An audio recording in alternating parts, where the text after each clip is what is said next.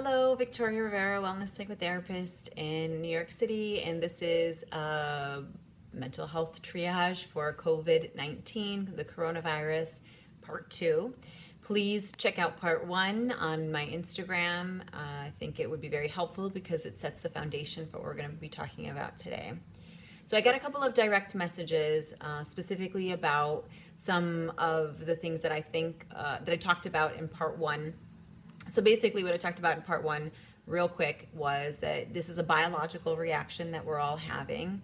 Our emotions are a part of our biology, and in order to be able to take care of ourselves, we have to physically react to what's happening as well. So how do you do that is, you understand what your reaction is in an emergency situation. And for some of us, it's fight, flight, or fight. Sometimes it's freeze, which could be a disassociation and feeling numb. So everybody has a different reaction to what's going on, and being generous with yourself and understanding that your reaction is valid, your feelings are valid no matter how they are or what other people say to you, then that's important. So the biological response is helpful because what you can do are simple things to help you feel grounded, but they're not so simple, right? So meditation is the number one thing that I think everybody should be doing every day, at least 5 minutes. That helps you to build that muscle of mindfulness, which is being in the present moment, and also it helps you to get your parasympathetic nervous system online. So helps you to decrease the sympathetic part, which is the fight, flight, and freeze that we talked about. So it really helps you to feel grounded, basically. And in feeling grounded, you can connect to yourself and say, okay, for now, right now, I'm actually okay. And that's so important to feel because, like we've talked about in part 1, your brain does not like uncertainty, and it wants to know that it's going to be okay, that you're going to be okay, because honestly, the thing that it's worried about is that if you're going to die or if people that you love are going to die. And if you can say to yourself, everything is okay right now, I'm safe, everybody that I love is safe, generally, everything is okay right now, then that's helpful. So that's like kind of basically giving yourself a sense of safety, which is an imperative part in managing your emotions. So I said that meditation and mindfulness, people asked, what do I do for that? What's my suggestion? Insight Timer is great. It's like the Disney world of meditation and mindfulness. You can do it based on religion. You can do it based on emotional states, depression or anxiety. They have stuff for parents. They have stuff for children. It's like so great. Insight Timer. I'll link to this if you haven't followed me before, but I definitely Insight Timer is helpful, so that'll be linked up. And for yoga, I suggest finding your local yoga teacher or your local yoga class studio and seeing if they're doing anything online, or private practitioners if they're doing anything online.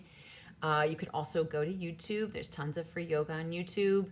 Everybody has a different taste in yoga, but I'm not saying that you need to do headstands. Basically what you're doing is you're just incorporating your body movement with breath work.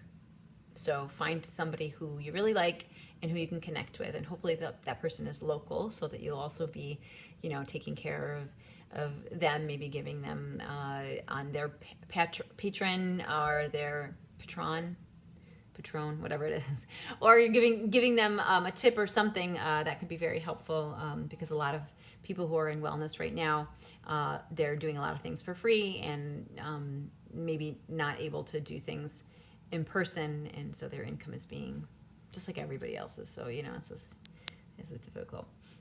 And physical training and exercise classes. So that's really important too.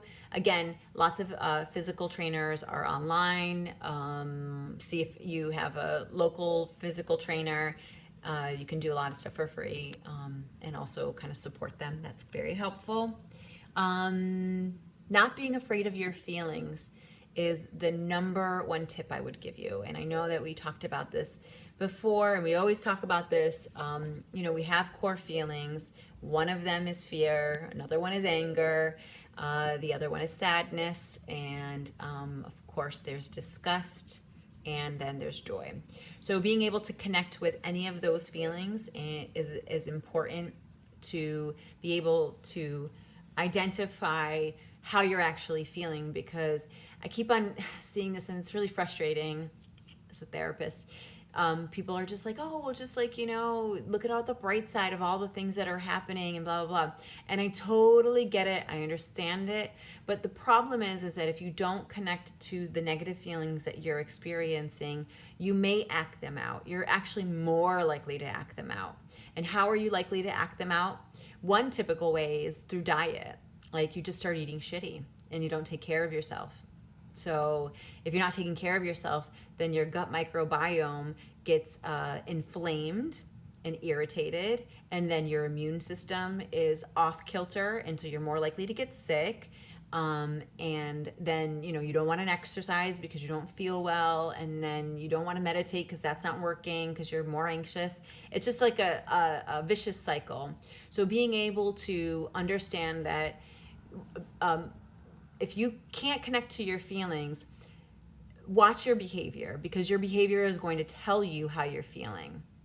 Now, a lot of us will say and justify, oh, I'm just having this chocolate cupcake every day for the last week because I deserve it. Well, just maybe you feel stressed, maybe you're feeling anxious, maybe you feel angry, and you're not really quite connecting to that. So paying attention to your behavior is really important during this time, and engaging in behavior that's going to be helpful for you. So that's why doing the meditation, mindfulness, yoga, physical training, eating well, making yourself good meals, those are very important during this time, because we're really afraid of our feelings, unfortunately. So how do you deal with the emotions that you have? So journaling is a really great way to do that. That helps you to connect to your feelings. See if you can, if you're having a hard time recognizing your feelings, try to go back to connecting to those 5 core feelings. That could be very helpful. So that's really building like self-awareness about how you feel. Watching your behavior, like I said, that's self-awareness about what your behavior is expressing to you, and accepting that. Just accepting that this is what it is right now, and this is how you feel, and there's nothing wrong with that. Being compassionate towards yourself is very important, self-compassion, and understanding that right now, this is how you're feeling, and it's totally understandable and normal. Again, to go back to that sense of uncertainty is very difficult for us to deal with. The last is self-regulation. So I talked about this when I did my emotional wellness on Instagram. Check that out. That's very helpful. You have to emotionally self-regulate, and how do you do that? Again, is through self-awareness, connecting with yourself, being gentle and compassionate towards the feelings that you have, writing them down, using mindfulness, meditation, and yoga, being connected to your higher power. So, your spiritual sense of connection is very important. And then social connection is also important. And connecting with people who you do feel help to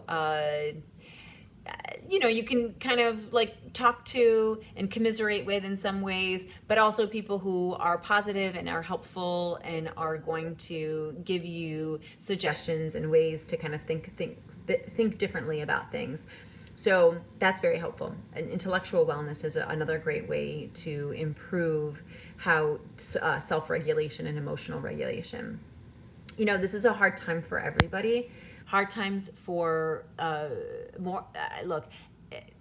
some more than others. Worse, if you lost your job and don't know what to do, and we don't know anything. Look, everybody's feelings are valid. Everybody's experience is valid. So be generous with yourself and with your loved ones and with everybody else as much as you possibly can. And doing these things are going to be very helpful for that. And I will continue to put up more videos on other ways to deal with mental health issues and how to kind of stay sane in all of this. I hope that's helpful. Thank you so much, and be healthy and take care of yourself. Okay, bye.